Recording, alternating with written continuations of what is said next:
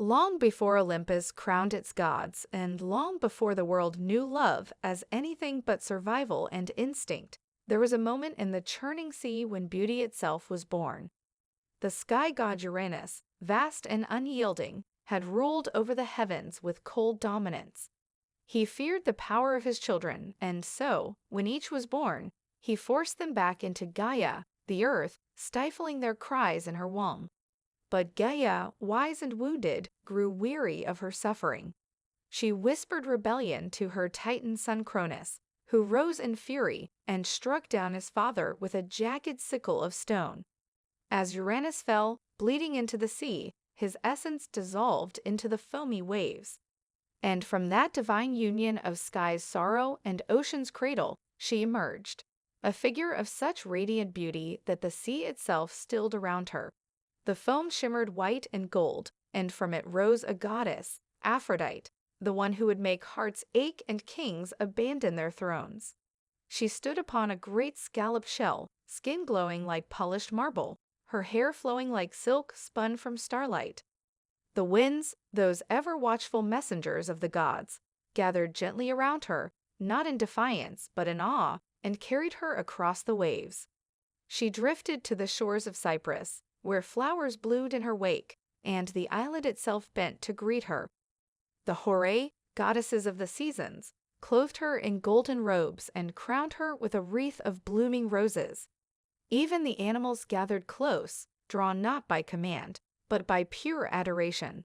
No one had ever seen such a being, not mortal, not divine. She was more than beautiful, she was beauty. But Aphrodite was not simply a gift from the sea. She was a force, born not from love, but from a violent act. She carried within her the paradox of love itself, its tenderness, its madness, its power to uplift and to destroy.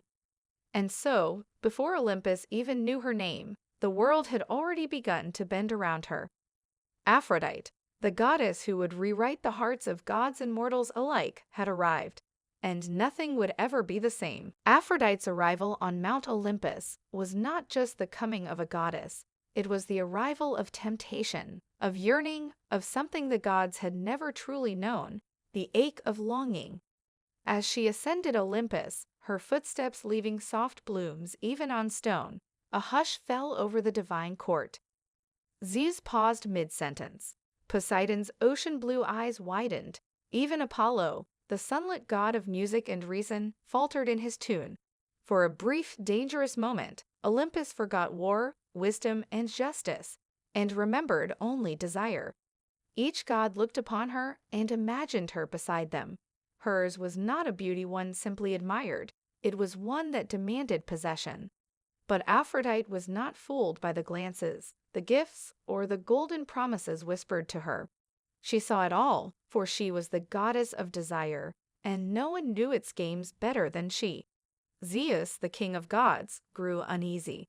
He sensed the threat, not in Aphrodite's power, but in the chaos she might cause.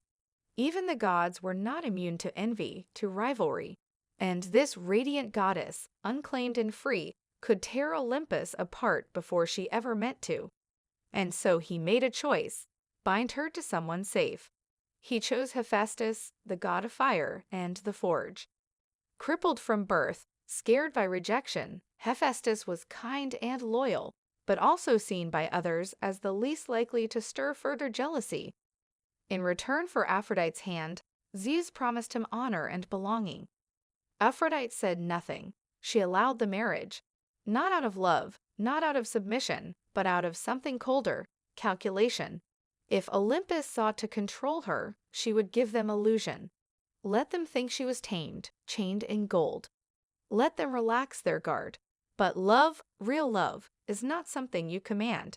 And Aphrodite, she would not belong to anyone. Though wed to the smith god, her heart wandered. She drifted like sea foam toward the one whose spirit matched hers in wildness and fire, Ares, god of war. He was her opposite in form, but her equal in passion. Where Hephaestus was calm and crafted, Ares was raw and burning. Their affair was not soft, it was flame meeting oil, storms crashing together. Their trysts shook the very halls of Olympus, but even gods are watched. One night, Hephaestus caught them in a trap of his own making, an invisible net of divine metal. Bound together, the lovers were exposed before the whole pantheon. The gods laughed, some with cruelty, some with envy. But Aphrodite, she held her head high, shamed? Never. She was Aphrodite. She was not made for one heart, one home, or one love. She was the pull in every heartbeat, the spark in every glance, the whisper that kept mortals up at night and made even gods forget their wisdom. And from Olympus, her power only grew. To speak of Aphrodite is to speak of passion itself, not the calm, measured love of poets, but the kind that shatters reason and leaves both mortals and gods gasping in its wake. Though she was bound to Hephaestus, Aphrodite's heart was never caged. Her love was a storm that shifted course at will, pouring itself into whomever caught her gaze. And many did. Her most infamous and tempestuous affair was with Ares, the war god whose fury matched her fire. Their union was raw, born not from softness, but from shared heat. From them came Eros, god of love and desire, Phobos and Deimos, twin spirits of fear and terror who accompanied Ares into battle, and Harmonia, the goddess of harmony, a strange but fitting child of love and war. But Ares was not the only soul she touched. There was Adonis, the mortal youth so stunning that even Aphrodite was breathless when she first saw him. She hid him from the world, cradled in a sacred grove, and loved him with a tenderness she gave to no god. But fate, cruel and unyielding, was not impressed by beauty. One day, while hunting, Adonis was gored by a wild boar, some say sent by Ares in a jealous rage, others by Artemis in vengeance. Aphrodite raced to his side, blood staining her pale skin as she wept over his broken body. From his spilled blood and her tears grew the anemone flower, delicate and brief, a symbol of beauty and sorrow intertwined. Zeus, moved by her grief, allowed Adonis to return from the underworld each year for a season. Thus, spring bloomed not from Persephone's rise alone, but from the return of Aphrodite's beloved. Then came Anchises, a mortal shepherd on the slopes of Mount Ida. Aphrodite, disguising herself as a mortal maiden, lay with him in the soft grass. When he learned her divine identity, he trembled, rightly so, for union with a goddess often meant ruin. But Aphrodite bore him a son Aeneas, destined to become a hero of Troy and later, the founder of Rome. Her loves were not always of lust or tragedy. She shared affection with Hermes, the fleet-footed god of wit and messages. From their union came Hermaphroditus, a being who had come to embody both genders, a divine child of duality, a symbol of unity in contrast. Each love she claimed, god or mortal, fleeting or eternal, shaped myth and destiny alike. But none ever held her completely. For Aphrodite's power lay not just in being desired, but in reminding the world that desire cannot be owned. Her lovers carved their names into legend. Her children scattered across history like seeds in the wind. But Aphrodite? She remained the storm behind the kiss, the mystery in the eyes, the ache in the heart. Among Aphrodite's many lovers, one story stood apart, not for scandal or tragedy, but for what it would set into motion. After countless affairs with gods and mortals, Aphrodite once found herself mocked by Zeus himself. The king of gods teased her for always making others fall in love, while she, the goddess of passion, had never truly felt its sting. In a flash of divine mischief, Zeus caused her to fall in love with a mortal man. That man was Anchises, a humble shepherd and prince of Dardania, tending his flocks on the slopes of Mount Ida, not far from where Zeus himself was once hidden as an infant. Aphrodite, disguised as a mortal maiden, approached him beneath the open stars, her beauty softened but still radiant beyond compare. They shared a night of passion in the long grass, as the cicadas sang and moonlight spilled like milk over the hills. Only after did she reveal herself, causing Anchises to tremble in awe and fear, knowing that the love of a goddess often carried a heavy cost. From their union came Aeneas, a child destined not just for glory, but to carry the torch of Troy through its darkest hours. Aphrodite loved her son fiercely. She watched over him as he grew, taught him wisdom and grace, and whispered to the fates to be gentle with him. She didn't just want to protect him, she wanted him to change the course of history. And this is where the threads begin to weave. Though Aphrodite had many lovers, Ares, Adonis, Hermes, Anchises gave her something none of the others did, a legacy with purpose. Aeneas would not be a god, nor a plaything, but a hero with a future tied to empire. She would see to it herself, so when the judgment of Paris approached, when the golden apple was cast, when Aphrodite made her move to sway the fate of Troy by offering Paris the love of Helen, she did not act on vanity alone. No, she acted with a mother's cunning. She knew that Troy would burn. That war was inevitable. That heroes would fall. But she also knew Aeneas would survive, and from his survival would rise Rome, a city even the gods would marvel at. In loving Anchises, Aphrodite didn't just fall for a mortal. She crafted a bridge from love to war, from desire to destiny. It was Aphrodite's plan all along. The tale begins on a wedding. All of Olympus had gathered to celebrate the marriage of Peleus and Thetis, a mortal and a sea goddess. Every god was invited, except one, Eris, goddess of discord. And Eris, in her fury, did what she did best. She sowed chaos. Into the crowd of divinities, she tossed a single golden apple, etched with the words, "To the fairest." Instantly, 3 goddesses laid claim to it: Hera, queen of the gods; Athena, goddess of wisdom and war; and Aphrodite, goddess of love and beauty. They turned to Zeus to decide who among them was most deserving, but the king of gods wisely stepped back from the storm. Instead, the judgment fell to a mortal, Paris, prince of Troy. Handsome, poetic, and doomed. The 3 goddesses visited him in secret, each offering a bribe. Hera promised him power, kingship over all the known world. Athena offered wisdom and victory in battle. But Aphrodite whispered of love. She promised him the most beautiful woman alive, Helen, queen of Sparta. Never mind that Helen was already married to Menelaus, a powerful Greek king. Desire, once sparked by Aphrodite, would burn through duty and logic alike. Paris accepted her gift.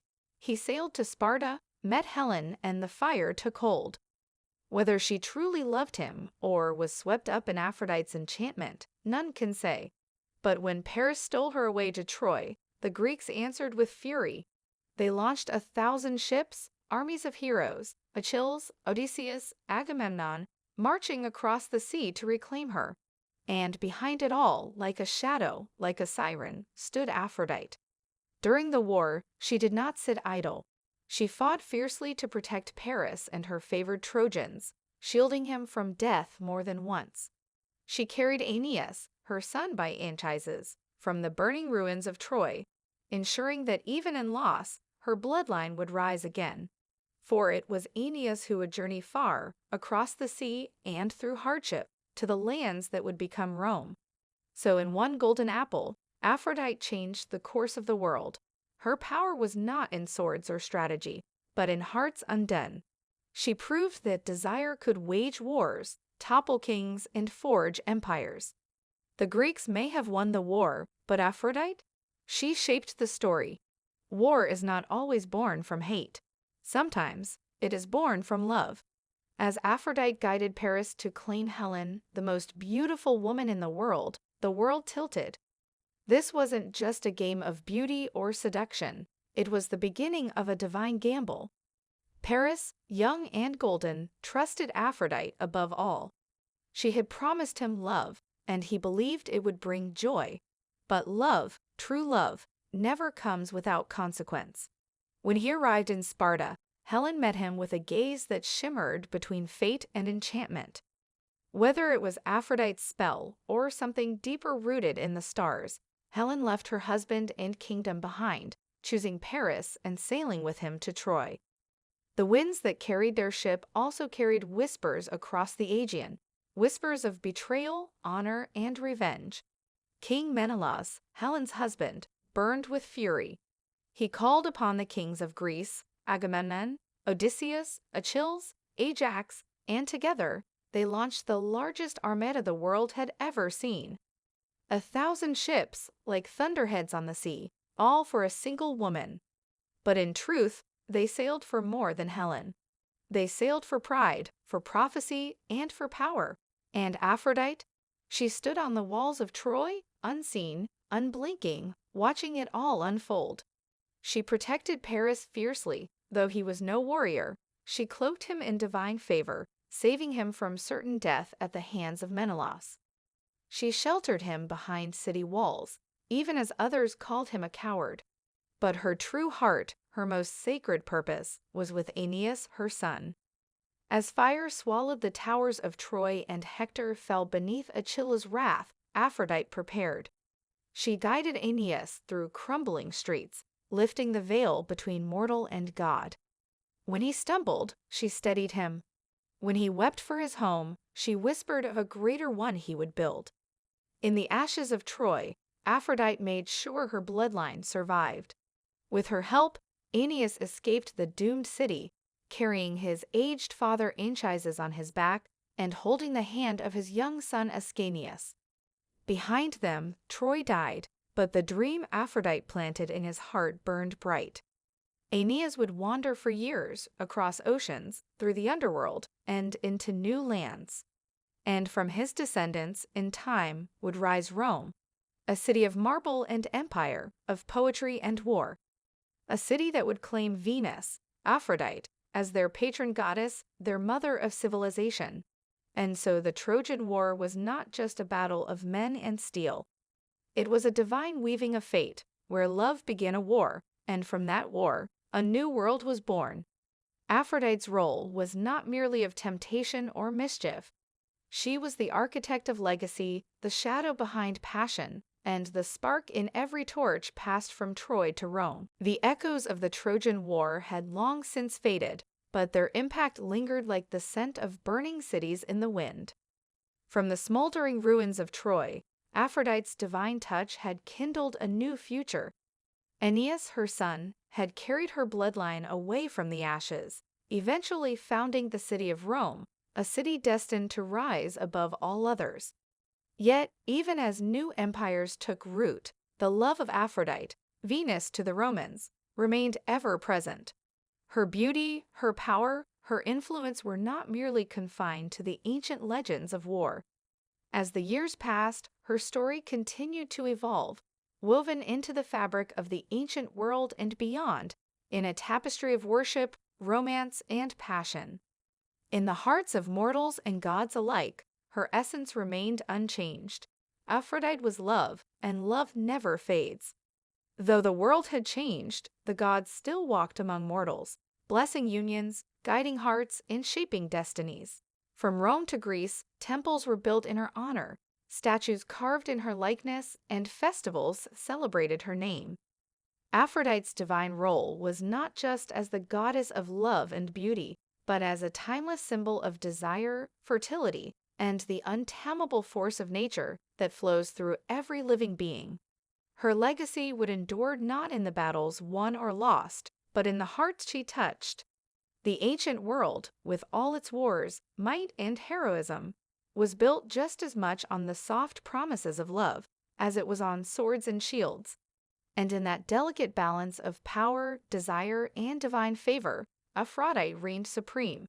Her worship spread far and wide, and in every corner of the world, people knew her name and revered her. And as the centuries passed, her influence continued to shape the hearts of lovers, the hands of artists, the rulers of empires. Her power never diminished, and her beauty never aged. But as time ebbed forward, Aphrodite's legacy also took on new forms, as her worship adapted to the changing tides of history, embracing new roles, new faces, and new stories, ever relevant, ever adored. Long after the battles of gods and heroes faded into story, Aphrodite's name remained whispered in gardens, painted on temple walls, and etched into the songs of lovers. She was not like the other gods who ruled with thunder or steel. Aphrodite's power was quiet, but no less fierce. Where airs might dominate a battlefield, she conquered hearts. Where Zeus commanded skies, she ruled the pulse beneath the skin. And mortals? Mortals never stopped worshipping her. Across ancient Greece, her temples rose in cities and along the sea, Corinth, Paphos, Cythera, and more. In these sanctuaries, statues of radiant marble showed her draped in soft robes or nude in divine perfection, often standing atop a seashell emerging from the foam. Worshippers offered her roses, doves, myrtle, and incense. Sailors prayed for safe passage over the tides she was born from. Lovers lit candles hoping for favor, and brides braided flowers into their hair in her name. Over time, her influence evolved. In Rome, she became Venus, still beautiful, still divine, but tied now to empire, fate, and civilization itself. Through Venus, she became the ancestral goddess of the Julian line, connecting directly to Julius Caesar and Augustus. She wasn't just the goddess of passion anymore. She became a symbol of power, heritage, and destiny. Even in later ages, long after Olympus was no longer worshipped, Aphrodite lingered. In the Renaissance, she inspired artists like Botticelli, whose Birth of Venus captured the exact moment of her foam-born arrival. In literature, she became the eternal muse, the embodiment of both sacred love and dangerous beauty. In modern culture, she is everywhere, from art to fashion, poetry to philosophy. Her name still means desire. Her symbols still speak to hearts. Her legacy is not just in myths or statues, but in every stolen glance, every whispered confession, every heartbreak, and every poem. For as long as humans feel love, joyous, tragic, wild, and irrational, Aphrodite lives. She was more than a goddess. She was, and still is, love itself.